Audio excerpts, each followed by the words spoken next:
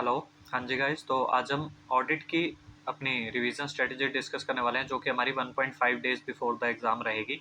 तो मैं अब स्टडी मैट को देख रहा हूँ, मैं आपको उसमें से बता देता हूँ कि जिस हिसाब से चैप्टर्स दे रखे हैं आपके, तो 18 चैप्टर्स दिए हुए हैं। ओके, तो 18 चैप्टर्स में से आपका एक तो आई थिंक ऑडिट रिपोर्ट का चैप्टर है, वो आपको करना नहीं है, तो बाकी बचे मेनली 17 चैप्टर्स। तो सबसे पहले स्टार्ट करते हैं। जिस दिन आप एसएफएम का पेपर दे के आओगे, तो उसके बाद सबसे पहले आपको क्या करना है, सबसे पहले आपको करना है प्रोफेशनल एथिक्स।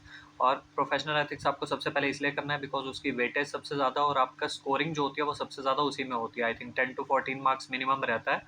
तो मिनिमम 3 क्वेश्चंस तो आते ही हैं और जनरली 4 क्वेश्चंस भी आते हैं। तो आपको सबसे पहले प्रोफेशनल एथिक्स करना है आते ही, क्योंकि आप एसएफएम का पेपर दे के आएंगे तो थोड़ा माइंड भी इतना मतलब थका हुआ रहता है, आपका फ्रेश नहीं होता। तो आप के लिए थोड़ा इजी रहेगा करना प्रोफेशनल एथिक्स। तो सबसे पहले आप प्रोफेशनल एथिक्स करेंगे। उसके बाद आपके एक दो छोटे छोटे चैप्टर हैं जैसे ऑडिट प्लानिंग स्ट्रेटेजी एग्जीक्यूशन। इसमें आपने अगर 2-4 इंपॉर्टेंट क्वेश्चंस मार्क कर रखे हैं, 2-4 अच्छे क्वेश्चंस होते हैं, उनमें से कभी कभी पूछ लेते हैं। और एक risk assessment and internal control, इसमें अगर आपने 2-4 क्वेश्चंस मार्क कर रखे हैं तो ये आप देख लीजिएगा। उसके बाद कंपनी ऑडिट जो है, कंपनी ऑडिट के आप प्रोविजंस देख लीजिएगा, बिकॉज क्वेश्चंस देखने का तो कोई फायदा नहीं है एग्जाम टाइम में, और प्रोविजंस ही इनफ रहते हैं क्वेश्चन में, एटलीस्ट आप कुछ तो लिख ही पाएंगे। ठीक है, तो ये आपके चैप्टर्स हो गए सबसे पहले। और हाँ, स्टैंडर्ड्स की जहाँ तक बात है, जितना कम से कम हो सके उतना कम रिवाइज करें स्टैंडर्ड्स को, बिकॉज क्या होता है, एक आधा स्टैंडर्ड हो सकता है आपको 5 नंबर पूरे दे जाए, अदरवाइज किसी स्टैंडर्ड में जनरली कोई मार्क्स नहीं आते। मतलब मैं ऑन एन एवरेज स्टूडेंट्स का बता रहा हूँ, जो मतलब 40 से 45 की लाइन में जिनके मार्क्स रहते हैं, मैं उस हिसाब से बता रहा हूँ। और अदरवाइज क्या होता है, जैसे जिनके 60 मार्क्स होते हैं या कुछ इस तरह से अच्छे मार्क्स रहते हैं, तो वो एक डिफरेंट चीज़ है। बट ऑन एन एवरेज जो मैं आपको बता रहा हूँ, जैसे पेपर निकलवाए हैं मैंने, तो उस हिसाब से देख के यही पता चलता है कि स्टैंडर्ड्स में जनरली इंस्टीट्यूट आपको मार्क्स नहीं दे रहा। तो इसलिए स्टैंडर्ड्स को ज़्यादा प्रिपेयर ना करें, आपने पहले ही ऑलरेडी बहुत बार पढ़ लिया होगा, तो जो थोड़ा बहुत रिवाइज होता रहे। मतलब स्टैंडर्ड्स को इस तरह से करना है आपको कि आपने कोई चैप्टर कंप्लीट किया, फिर आपने 2-3 स्टैंडर्ड्स कर लिए, फिर आपने कोई चैप्टर कंप्लीट किया, फिर 1-2 स्टैंडर्ड्स कर लिए, तो इस तरह से करना है। और जो आपको ज़्यादा इंपॉर्टेंट लगे उनको थोड़ा पहले कर लेना, ताकि बाद में कुछ छूट भी जाए तो कोई हार्ड एंड फास्ट रूल नहीं है कि स्टैंडर्ड्स करना ही है। आपको मेनली प्रोफेशनल एथिक्स पे ध्यान देना है, मैंने आपको बता दिया, जो कि आपको एसएफएम के पेपर के बाद आते ही करना है। और फिर आपके एक दो छोटे छोटे चैप्टर बताए, risk assessment, internal control, audit planning वाला हो गया, कंपनी ऑडिट के आप प्रोविजंस पढ़ लीजिएगा। उसके बाद हम आ जाते हैं, जैसे आपका नेक्स्ट डे आ जाता है, राइट। तो अगर आपका उसी दिन भी थोड़ा सा टाइम आपके पास रह जाता है तो आप सीएफएस वाला चैप्टर कर सकते हैं, audit of consolidated financial statements. अब हम नेक्स्ट डे पे आ जाते हैं, इन केस आपका जितना भी कंप्लीट होता है, लेकिन नेक्स्ट डे आपको मॉर्निंग से ही सबसे पहले क्या स्टार्ट करना है, सबसे पहले आपको करना है ऑडिट कमेटी कॉर्पोरेट गवर्नेंस करना है, आपको ऑडिट ऑफ बैंक्स करना है, audit under fiscal laws, tax audit करना है। तो ये आपके मेनली चैप्टर सबसे पहले रहेंगे, जो है आपके ऑडिट कमेटी, उसके बाद ऑडिट ऑफ बैंक्स और फिस्कल लॉज। क्योंकि फिस्कल लॉज में से पिछले कुछ टाइम से 2-2 क्वेश्चंस भी आ रहे हैं, तो काफ़ी स्कोरिंग भी रहता है अगर आपको अच्छे से आता है टैक्स ऑडिट तो। और उसके बाद ऑडिट ऑफ बैंक में से कंपलसरी एक क्वेश्चन आता है, ऑडिट कमेटी में से भी कंपलसरी एक क्वेश्चन आता है, तो वो भी आपको करना है।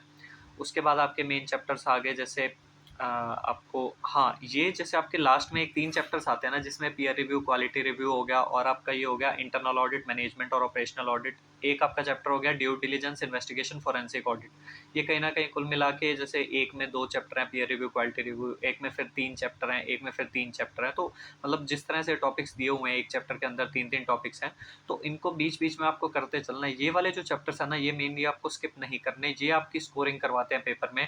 वो इसलिए करवाते हैं बिकॉज क्या होता है, इन चैप्टर्स में से आप देखोगे ना, तो ऑन एन एवरेज 2 में से क्वेश्चंस आ ही रहे हैं, मतलब 3 में से 2 चैप्टर्स में से क्वेश्चंस आते ही आते हैं। और तीसरा चैप्टर मतलब कभी कभी ऐसा भी होता है कि केस स्टडी में भी आ जाता है, तो इन चैप्टर से केस स्टडी भी आ सकती है। तो इसलिए ये चैप्टर्स आपके काफ़ी इंपॉर्टेंट रहते ही हैं, तो जितना हो सके इनको बीच बीच में ज़रूर कवर अप करना है आपने।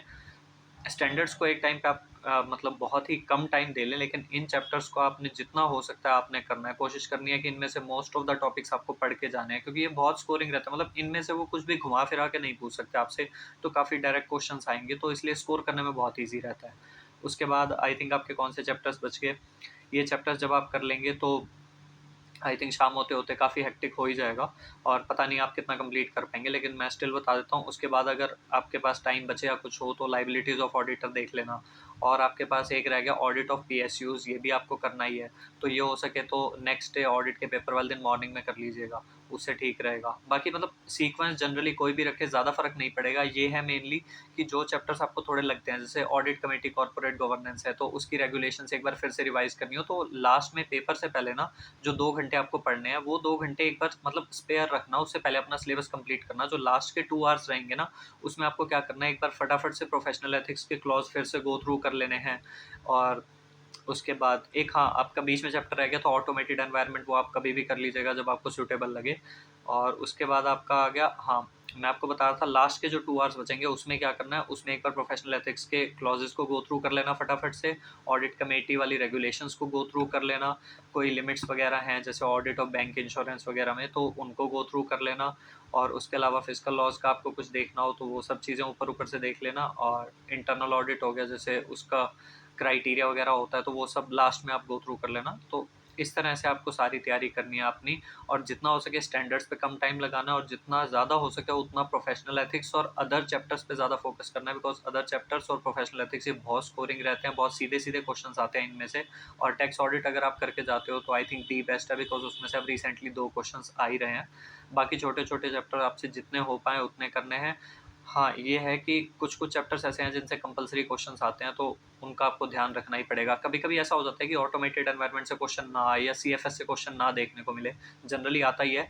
लेकिन ये है कि उससे पहले वो चैप्टर्स करें जिनसे कंपल्सरी क्वेश्चन आएगा ही। वैसे कई बार तो ऐसा भी हो जाता है कि ऑडिट कमेटी, कॉर्पोरेट गवर्नेंस से भी क्वेश्चन ना आए, लेकिन मोस्ट प्रोबेबली उससे एक ना एक रेगुलेशन पूछी ही जाती है पेपर में, तो इसलिए आपको करना सारा ही है।